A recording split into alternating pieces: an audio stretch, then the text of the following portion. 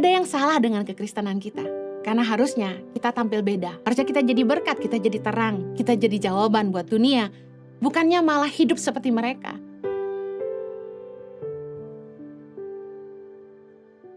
Pertanyaannya hari ini adalah apakah hidup kita dipimpin oleh firman Allah atau prinsip dunia? Kalau kita nggak ada bedanya sama orang dunia, mereka kawin cerai, kita juga begitu. Kalau kita lihat orang dunia saling menipu, saling menjahati, lalu orang Kristen juga begitu. Ada yang salah dengan kekristenan kita. Karena harusnya kita tampil beda. Harusnya hidup kita jadi teladan. Harusnya kita jadi berkat, kita jadi terang, kita jadi jawaban buat dunia. Bukannya malah hidup seperti mereka.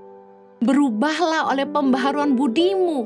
Harusnya firman Allah mengubahkan cara berpikir kita sehingga hidup kita juga berubah. Ketika firman Allah, kehendak Allah yang jadi prinsip dasar dalam kehidupan kita, kalau kita dipimpin oleh kehendak Allah dan firman Allah, kita akan selalu memikirkan apa yang baik, apa yang berkenan kepada Allah, dan apa yang sempurna. Kita akan memastikan hidup kita berkenan sama Tuhan.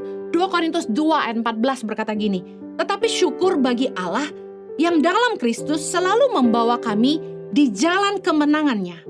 Dengan perantaraan kami, Ia menyebarkan keharuman pengenalan akan Dia di mana-mana. Kekristenan bicara soal hidup kita membawa keharuman pengenalan akan Kristus di mana-mana. Begitu kita kenalan sama orang, mereka lihat kita baik, mereka tanya, kamu orang Kristen ya? Ketika kita nggak ngomong jorok, kita jujur, kita jadi teladan, mereka punya ekspektasi, kamu Kristen ya? Gak banyak hari-hari ini orang yang percaya lagi sama orang Kristen, karena kekristenan jadi agama, bukan lagi jadi cerminan gaya hidup pengikut Kristus. Apakah hari ini hidup kita membawa keharuman pengenalan akan Kristus kemana-mana? Mari kita introspeksi diri. Apakah iman sama kelakuan kita sejalan? Kalau kita ngaku kita orang percaya, tapi kita masih sering memungkiri iman kita.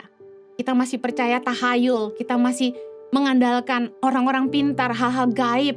Kita masih percaya show, bintang.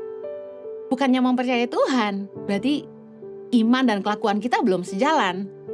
Kalau kita bilang kita pengikut Kristus, tapi kita masih bisa jahat sama orang, fitnah orang. Kalau kita masih suka berkelahi karena uang, karena jabatan, berarti kita punya kelakuan sama iman belum sejalan. Hidup kita harusnya membawa keharuman pengenalan akan Kristus. Harusnya begitu orang lihat hidup kita berubah. Yang tadinya kita suka mabuk-mabukan, kita udah gak mau mabuk-mabukan. Dulu kita suka tipu orang, sekarang kita udah gak nipu orang. Dulu kita kasar sama istri kita, sekarang kita gak kasar lagi. Kita sayang sama pasangan kita. Dulu kita mungkin gak tunduk sama suami, sekarang kita tunduk sama suami, kita hormat, respect sama suami kita. Kalau dulu kita sebagai orang tua gak jadi teladan buat anak, selalu bertengkar. Sekarang kita bisa berubah dan suami istri rukun dan jadi teladan buat anak cucunya.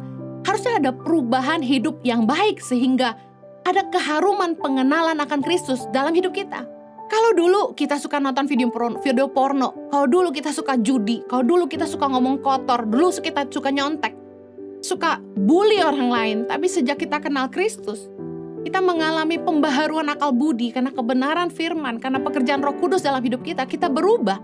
Dan orang bisa lihat perubahan yang baik dalam hidup kita, kita berhenti berbuat dosa, nama Kristus harum dalam hidup kita. Sebagai Kristen kita harus tahu ekspektasi orang kepada kita adalah hidup kita harusnya jadi berkat. Karena kekristenan punya standar yang tinggi, karena orang tahu Yesus adalah figur yang baik. Kristus menempatkan standar yang sangat tinggi di dunia, yaitu kasih. Ketika Yesus disalib mengorbankan dirinya, mati buat kita semua.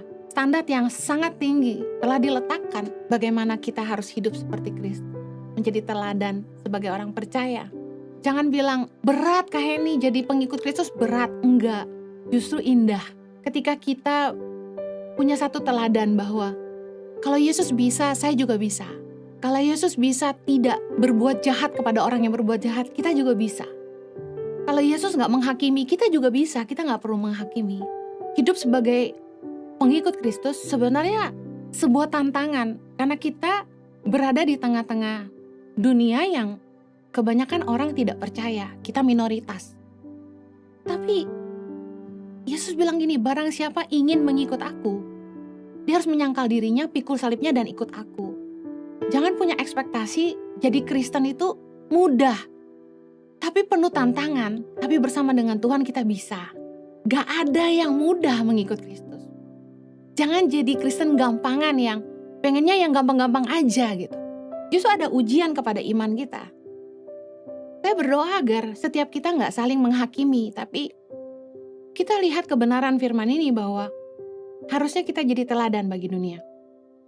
Hidup kita bukan dipimpin sama prinsip dunia. Kalau orang lain cerai itu biasa, tapi bagi kita harus memperjuangkan pernikahan kita. Bahwa kalau orang dijahati, mereka balas dengan kejahatan. Kita harus belajar mengasihi musuh dan tidak membalas kejahatan dengan kejahatan. Kalau bagi orang dunia kumpul kebo itu biasa, kita harus pegang prinsip firman Tuhan kekudusan.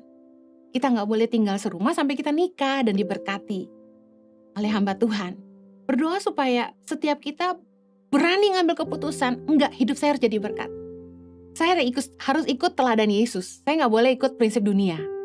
Hari ini, apakah hidupmu dipimpin oleh prinsip dunia atau firman Allah? Apakah kita hari ini mau sungguh-sungguh jadi pengikut Kristus yang membawa keharuman pengenalan akan Kristus kemana-mana?